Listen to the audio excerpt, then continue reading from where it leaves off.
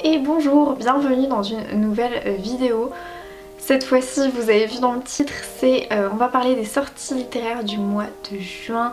Je sais que je poste cette vidéo peut-être un peu tard, mais bon, je me dis qu'on est toujours au début juin et que finalement le mois n'est pas terminé, question sortie littéraire. J'espère que vous avez préparé du coup vos carnets, vos téléphones ou quelque chose, bref, en papier pour pouvoir toutes les noter. Vous savez que j'aime énormément filmer ces vidéos, j'aime énormément aussi l'avant, donc préparer ce genre de vidéos et essayer de dénicher les plus belles sorties entre guillemets littéraires du mois de juin. Voilà, c'est une sélection 100% moi et qui n'engage évidemment que moi. D'ores et déjà, je vous invite à liker la vidéo, à me mettre un petit commentaire, à me dire quelles sont les sorties de ce mois de juin qui vous tentent le plus ou les plus si vous avez plusieurs sorties. Je sais que à chaque fois j'adore lire vos commentaires, ça me fait énormément plaisir. Et maintenant j'arrête mon blabla, on passe tout de suite avec le reste de la vidéo. Le 1er juin, donc c'est le jour où je filme cette vidéo, est sorti du coup un roman fantasy, plus du fantastique que du fantasy d'ailleurs, qui me tente beaucoup. Il s'agit de La Maison de la Terre et du Sang, donc le tome 1 de Crescent City de Sarah J. Maas. C'est sorti en format poche, donc aux éditions J'ai lu. On suit du coup une jeune femme qui est mi-fée, mi-humaine et qui a une vie parfaite. Elle travaille le jour chez une marchande d'antiquités et d'artefacts magiques et profite des plaisirs qu'offre Crescent City la nuit. Jusqu'au jour où un terrible meurtre ébranle les fondations même de la ville, faisant voler en éclats le monde de Brice. Oui. 2 ans plus tard, son emploi n'a plus guère de sens à ses yeux et elle se plonge dans l'oubli en écumant les clubs les moins fréquentables. Mais lorsque le meurtrier frappe de nouveau, Brice se retrouve entraîné dans l'enquête et doit faire équipe avec Hunt, un mystérieux ange au passé trouble. Voilà, on est vraiment je pense dans le genre fantastique pur et dur, mais je sais pas, ce roman me tente beaucoup. Je pense que voilà, ça fait très longtemps aussi que j'ai pas lu de fantasy fantastique et peut-être que ça me manque un petit peu, je ne sais pas. Le 1er juin également est sorti L'Enfant du Secret de Louise ou Fane, je ne sais plus. J'ai le roman en ma possession, ça tombe très bien, c'est vraiment la première fois que je fais une vidéo sortie littéraire avec le roman déjà en ma possession. Écoutez, je suis ravie. Donc on va suivre Eleanor et Edward qui en fait mènent une vie quasiment parfaite.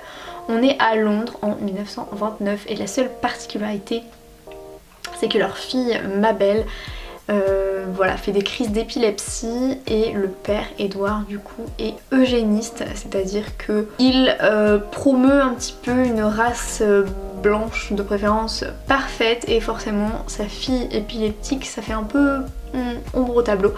Donc voilà, il va y avoir j'imagine pas mal de secrets de famille. On est sur un roman historique, donc tout ce que j'aime et voilà, je me demande comment ça va se terminer, surtout que forcément j'imagine que les relations entre la femme, le père et la petite fille vont être complètement compromises après ça.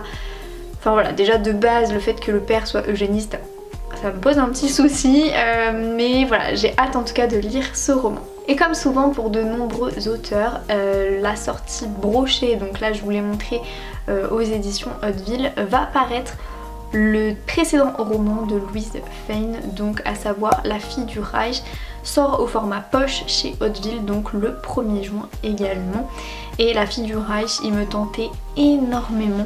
On est sur un roman historique pur et dur où on suit du coup la fille d'un officier nazi de haut rang. J'imagine, j'ai pas trop envie de lire plus au niveau du résumé, mais j'imagine que voilà, va y avoir quand même des choix, peut-être une remise en question de ses idéaux, remise en question de sa personnalité, de la perception des choses, bref, ça m'intéresse énormément et bah il n'y a pas trop de raison de ne pas craquer, il sort en poche. Le 2 juin va sortir, enfin au moment où je tourne cette vidéo et après ça dépend quand est-ce que vous la regardez, mais le 2 juin va sortir Je suis venue te dire de Cynthia Kafka au format poche, donc au niveau des éditions Archi Poche.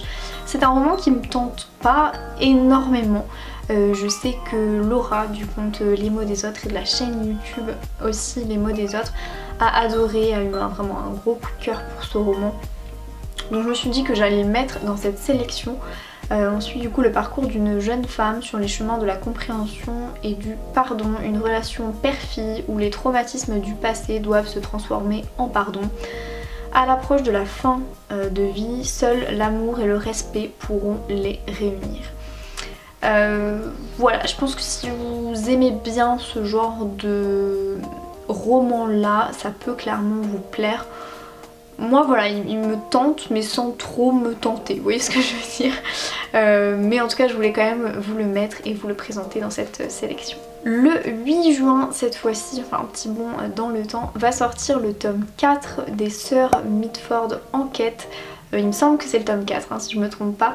Une funeste croisière, donc ça va sortir au format poche chez Le Livre de Poche. J'avais bien apprécié le tome 1 mais ça n'avait pas été non plus une lecture incroyable. Je voulais encore une fois vous le mettre dans la sélection parce que je sais qu'il y en a qui adorent cette saga. Moi voilà, je ne continuerai pas cette saga, ça c'est sûr. Mais je voulais encore une fois vous le mettre pour simple information. Le 9 juin cette fois-ci va sortir au format poche le tome 2 de La Louve Cathare de Mireille Calmel. Donc chez Pocket, aux éditions Pocket. J'ai eu un gros coup de cœur pour le tome 1, donc La Louve Cathare, le tome 1. On est en fait au niveau de l'histoire au XIIIe siècle et ensuite du coup Griffonnelle qui est une jeune voleuse. Dans le tome 1, je vais vraiment vous parler que du tome 1 pour le coup. On est sur l'île de la Cité à Paris, on la suit en fait avec son père adoptif entre guillemets. Il y a des complots, des trahisons, de la romance, tout ça. On est aussi, on touche un petit peu aux hautes sphères du pouvoir au niveau du roi, etc. Clairement c'est une saga, donc une duologie qui est très addictive. J'ai eu moins de coups de cœur, enfin j'ai eu moins apprécié en fait le tome 2 par rapport au tome 1. Mais ça reste quand même une très bonne duologie. Donc voilà, si vous êtes fan de Mireille Calmel, si vous aimez bien en fait ces romans historiques où on est en immersion complète en fait au niveau de l'époque et au niveau du coup forcément si vous aimez aussi les aventures assez rocambolesques, je pense que cette duologie peut vous plaire. Clairement cette sortie poche, franchement vous n'avez plus trop de raisons de ne pas craquer. Donc le tome 1 est déjà sorti chez Pocket, sort du coup le 9 juin le tome 2. Le prochain roman est un roman qui me tente énormément. C'est la nouvelle parution, enfin la parution de juin pour les éditions Faubourg Marigny.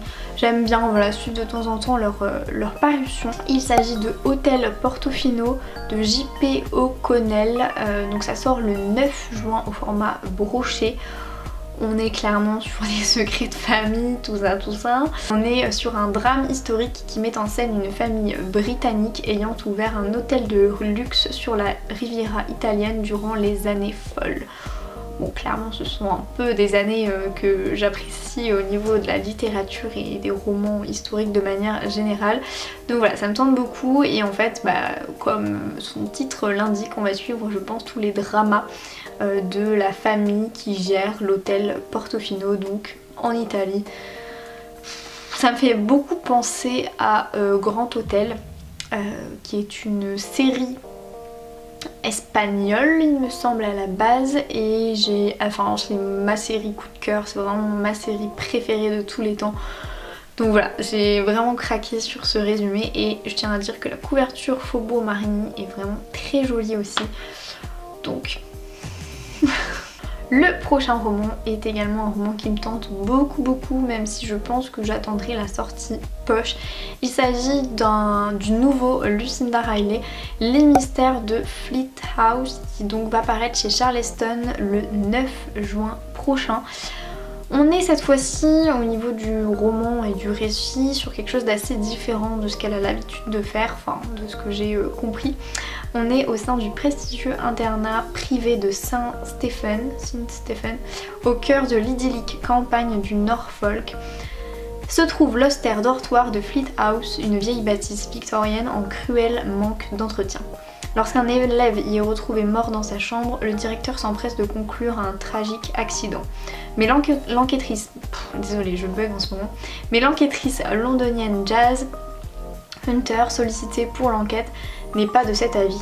En tentant de pénétrer le microcosme fermé que constitue le pensionnat, elle se rend vite compte que la victime, Charlie Cavendish, était un jeune homme arrogant qui avait beaucoup d'ennemis.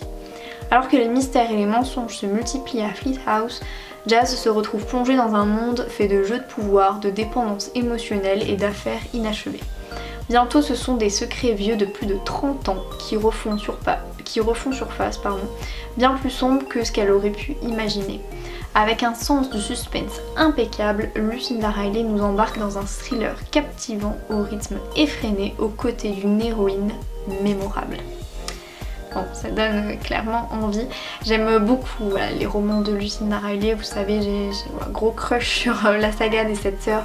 Énorme coup de cœur franchement de cette année sur L'Ange de Marshmallow Hall. Souvent c'est des gros pavés mais on voit pas en fait défiler les pages. C'est des vrais page turners. Donc voilà, j'en attends beaucoup de ce roman, mais je pense, j'en ai plein d'autres à lire de Lucinda Riley et je pense que je l'attendrai en format poche. Le prochain roman sort chez Pocket le 9 juin. Il s'agit de Nos monstres d'Angela Marson. J'espère que ça se prononce comme ça. Et en fait, il y a les patients d'une psychiatre qui libèrent leurs démons pour combattre les plus atroces des crimes. On est en fait un peu au niveau de l'univers psychiatrique. Je sais pas, quand j'ai trouvé ça sur internet, je me suis dit que j'allais le mettre dans la sélection, mais finalement avec un petit peu de recul, je sais pas s'il me tente énormément. Il a l'air quand même d'être très sombre. Je vous laisserai faire votre propre avis en regardant si ça vous intéresse. Le résumé, je vais pas le dire, mais voilà, je sais pas finalement s'il me tente beaucoup ce roman, mais bon, je l'ai mis dans la sélection. Le 15 juin prochain va sortir le tome 5 de la Villa Ozetov, donc Tempête sur la Villa Ozetov. C'est une saga que j'aime beaucoup, on est sur les secrets de famille, on est un peu sur une ambiance Downton Abbey version allemande. Et donc le tome 5, on est à l'aube de la Seconde Guerre mondiale, donc en 1935. Je ne lirai pas le résumé parce que c'est un tome 5 bien sûr, mais franchement je vous conseille beaucoup cette saga si vous aimez le faste un petit peu bourgeois. On n'est pas trop sur l'aristocratie comparé à Downton Abbey, mais le faste bourgeois, les secrets de famille, les histoires d'amour, les histoires de famille, les relations et tout, familiales. Bref, je vous le conseille. Ensuite, le 15 juin également va sortir, donc j'ai oublié de préciser la sortie d'avance aux éditions Charleston, et donc toujours aux éditions Charleston parce qu'il y a quand même beaucoup de sorties de cette maison d'édition qui me tente ce mois-ci. Il s'agit de La cuisinière de Castamar, le 15 juin donc, de Fernando G. Muñez. On est à Madrid en 1720. J'avais commencé à regarder un petit peu la série sur Netflix. En fait le roman est une adaptation de la série. Je savais pas que c'était possible de faire une adaptation, et bon, tout est possible. Et j'avais pas trop apprécié la série Netflix, donc je pense que je ne lirai pas ce roman. Mais franchement, si j'avais pas vu déjà l'adaptation, j'aurais je pense craqué sur ce roman parce qu'on suit une cuisinière, on va dire, voilà, la cuisinière de Castamar, donc du domaine de Castamar, qui visiblement a d'énormes secrets à cacher, qui a une relation particulière avec le lieu. Et j'imagine que ça doit être un peu comme la Villa Ozetov avec de nombreux secrets de famille. La seule différence quand même, c'est qu'on est début 18e siècle, donc au niveau des mentalités, vous me direz ça n'a pas trop évolué depuis le temps, mais je pense qu'on est encore un peu loin. C'est un roman qui, voilà, je pense peut vous convaincre si vous aimez ce genre de roman historique. Le 18 juin va sortir un roman que j'avais pas réellement vu, mais qui me tente bien, que je n'ai vu d'ailleurs nulle part. Il s'agit de Sommeil de cendre de Xavier Boissel, qui est donc publié aux éditions 10-18. Ça sort donc au format broché. On suit 3 destins, 3 clandestinités, 3 énigmes, et on est à Paris en janvier 1974. Alors qu'une tempête s'abat sur l'Europe occidentale, la police judiciaire parisienne découvre le cadavre d'un homme sur l'échangeur du périphérique de la porte de Bagnolet. La victime, un étudiant maoïste issu d'une bonne famille, a été torturé et mutilé. L'enquête est confiée à l'inspecteur Éperlan.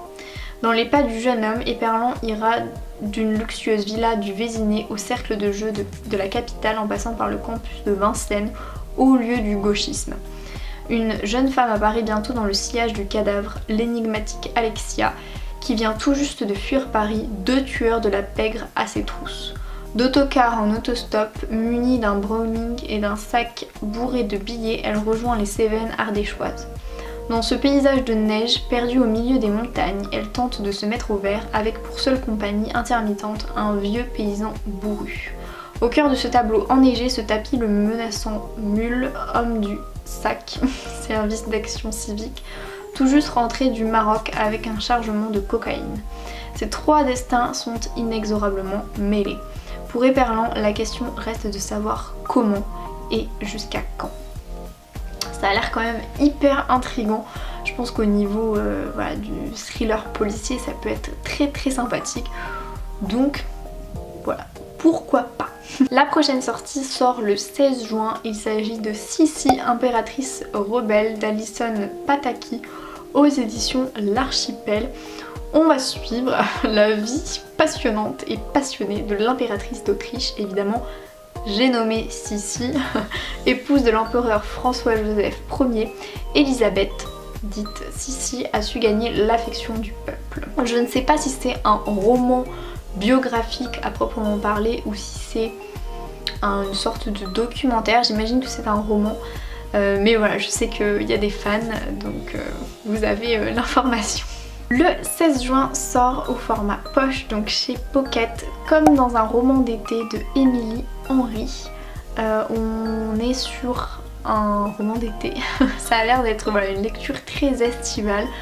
Un défi, 2 écrivains, des vacances inoubliables. Ce roman, j'ai pas trop envie de lire la 4e de couve, mais il me tente bien. Après, j'ai quand même vu des avis relativement négatifs sur ce roman, donc je vous avoue que je pense que je vais pas craquer tout de suite, c'est sûr. Mais je trouvais qu'il avait ce petit touche un peu là au niveau de la couverture, surtout qui est très estivale, qui peut être très sympathique pour l'été à lire, je sais pas, sur un transat. Il a l'air en tout cas d'être assez feel good, tout en touchant des sujets dramatiques, donc pourquoi pas. Le prochain roman me tente énormément, il sort également le 16 juin, il s'agit de Bullet Train, je sais pas pourquoi je l'ai dit en anglais, de Kataro Isaka, donc qui sort aux presses de la Cité. Ils sont 5 tueurs à bord du train qui arrivera à destination. Ça a l'air voilà, assez glaçant, un thriller voilà, à vous prendre la tête. En gare de Tokyo, on suit du coup Kimura qui s'apprête à monter dans le train à grande vitesse japonais, le Shinkansen. Avec une arme à feu cachée dans son sac, sa cible, un collégien qui a poussé son fils de 6 ans du haut d'un toit, le laissant entre la vie et la mort. Je vous en dis pas plus, mais je pense que niveau thriller, la pression et la tension surtout sera là. Donc voilà, il me tente beaucoup. Enfin, la dernière sortie de cette sélection, ça va sortir le 22 juin aux éditions J'ai lu. Il s'agit de La Cité de Laiton de S.A. Chakraborty. Ça sort donc au format poche et on est voilà, sur du fantastique complètement. On est au Caire au 18e siècle pardon. Dans le but de financer d'hypothétiques études de médecine, on suit Nari qui escroque sans vergogne les nobles ottomans qui s'arrachent à prix d'or ses services prétendument magiques. Mais lors d'une de ces séances, elle invoque accidentellement un guerrier djinn Dara et déclenche une chaîne d'événements qui les conduira tous deux à quitter précipitamment le Caire. Je vous mets à chaque fois les sorties poche parce que je trouve qu'au niveau fantasy fantastique... Ah mais vous voyez depuis tout à l'heure j'ai mes cheveux blancs. Au niveau fantasy fantastique c'est... je sais pas, je trouve que c'est plus abordable en fait les formats poche. J'ai toujours peur de pas apprécier en fait l'univers, donc du coup je trouve que les formats poche sont plus accessibles, je vais le redire mais c'est vrai. Voilà, au niveau de ma sélection, à peu près tout ce que j'avais à vous dire En tout cas je vous remercie si vous avez regardé la vidéo jusqu'ici. Encore une fois je vous invite à la liker si vous voulez que je continue. Je pense qu'au pour le mois de juillet je ferai juillet-août rassemblés en une vidéo sortie littéraire, parce que je sais que voilà, avant la rentrée littéraire de septembre il y a quand même beaucoup moins de sorties, mais j'en ai noté quand même pas mal. Donc voilà, je vous remercie en tout cas d'être arrivé jusqu'ici. Je vous invite encore une fois à me mettre en commentaire les sorties qui vous tentent le plus pour ce mois de juin. Et puis moi je vous dis à dans une prochaine vidéo. Bye bye.